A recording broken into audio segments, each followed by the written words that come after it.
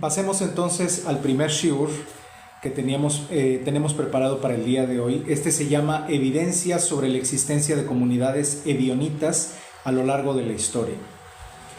Hoy nos reunimos para recordar algo muy importante, que nosotros no somos algo reciente, ni un proyecto moderno, ni una idea reconstruida de la nada. Nosotros somos parte de una cadena viva, una herencia espiritual real, antigua, arraigada profundamente en la historia del pueblo de Israel y en las raíces más auténticas de la fe en Elión. Hoy hablamos de las evidencias de la existencia de comunidades ebionitas a lo largo de la historia. No venimos a defender una ideología, venimos a reconocer la continuidad de un pueblo humilde, un pueblo que recogió la obediencia al Creador antes que el poder, la fidelidad antes que la conveniencia y la pureza antes que las estructuras humanas. Ebionitas, los humildes, los que se sostienen de Elohim y no de sí mismos. Cuando leemos las Escrituras vemos que la humildad no fue una virtud opcional, sino un sello de identidad del pueblo escogido. En los Salmos está escrito: los humildes verán y se alegrarán, los que buscan a Elohim vivirán.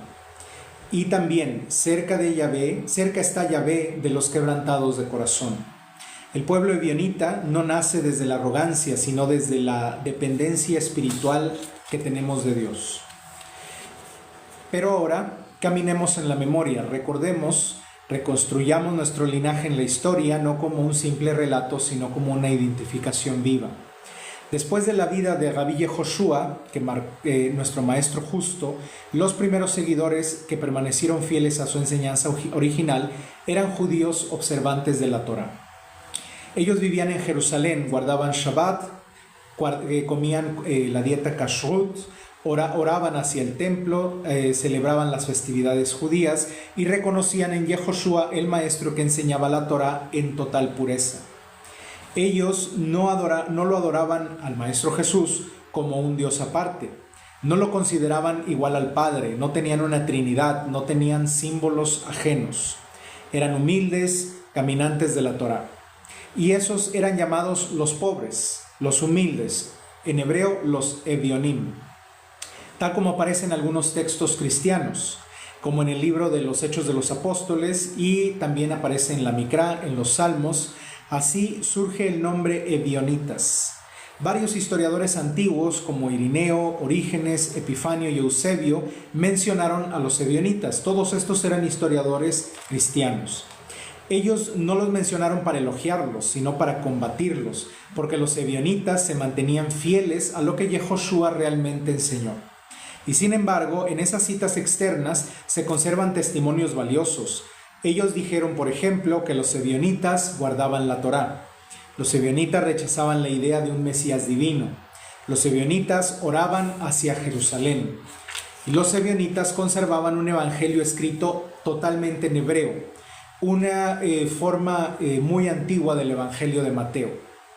De manera involuntaria, estos historiadores confirmaron la existencia de comunidades ebionitas en el pasado y su fidelidad.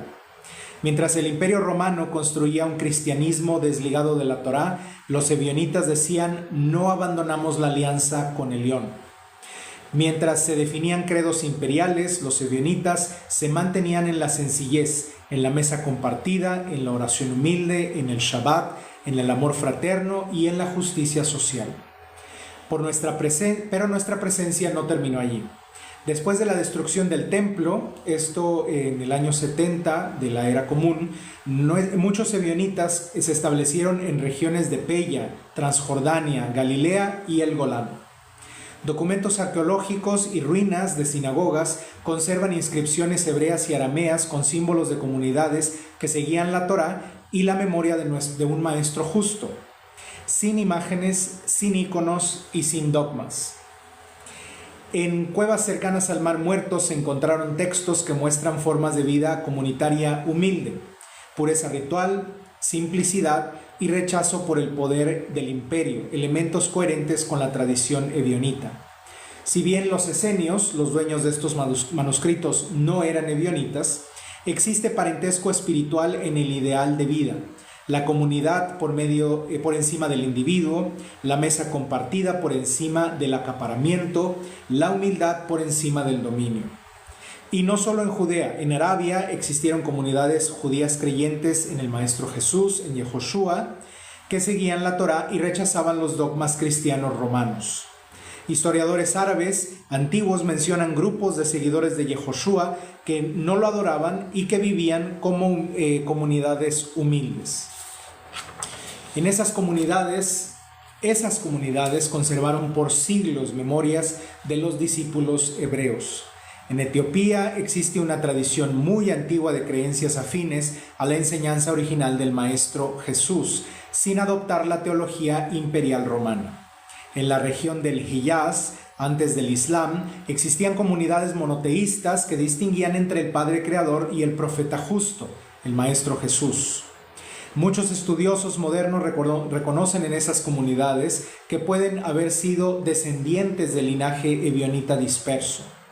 Y más adelante, durante la Edad Media, cuando Europa se consolidaba bajo estructuras dogmáticas, se encuentran registros de grupos llamados nazarenos, observantes cristianos, entre comillas, hebreos, y pobres del espíritu, que practicaban una forma de fe simple, cercana a la Torá, distinta a la Iglesia romana o al judaísmo ortodoxo. Algunos viajaban entre comunidades, conectando memoria y práctica. Incluso entre los judíos de la diáspora se conservó memoria de grupos que recordaban a Yehoshua no como Dios, sino como un maestro justo y mártir. Y esa memoria no desapareció, se ocultó, se guardó, se transmitió en silencio, porque las grandes verdades no se sostienen por fuerza, sino por fidelidad. Y aquí estamos hoy, como continuidad de una larga historia de fieles que han mantenido a lo largo de los siglos como una familia espiritual, como un pueblo vivo. Nosotros somos herederos de una fe que resistió imperios, persecuciones, borrados, tergiversaciones, silenciamientos y deformaciones por casi 2000 años. Pero la humildad no muere, porque la humildad no lucha por imponerse. La humildad simplemente permanece. Nosotros no tenemos templos de mármol, pero tenemos mesa compartida. No tenemos jerarquías de autoridad institucional, pero tenemos el consejo de la Torá. No tenemos un poder visible, pero tenemos una luz interior. Seguimos siendo ebionitas porque seguimos buscando vivir como vivieron los primeros discípulos, guardando la Torá con alegría, amando al prójimo en verdad, practicando justicia hacia el hermano, orando con sinceridad, caminando con humildad, sin dogmas, sin ídolos, sin intermediarios. Rabí Yehoshua, el Maestro Jesús, no fundó una religión de poder. Él enseñó el camino de los pobres de espíritu, y ese camino es eterno. Hoy este shiur no es una memoria solamente, no es un memorial, es un reconocimiento, es afirmación, es una renovación del compromiso.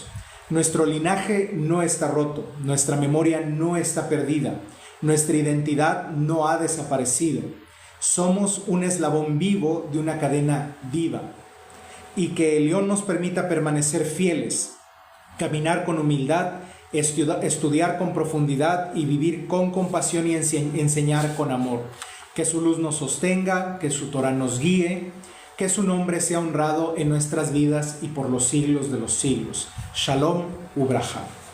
Hasta aquí entonces este shiur que teníamos preparado acerca de evidencia de las comunidades ebionitas a lo largo de la historia.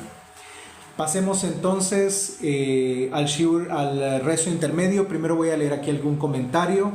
Edith Promax, hola, shalom, Edith Promax.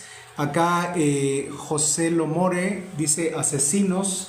Yo creo que te equivocaste de grupo. Esos deben de ser los israelíes que son ateos y nosotros somos una comunidad religiosa y no tenemos nada que ver con ellos. Pues bien, pasemos a el rezo intermedio.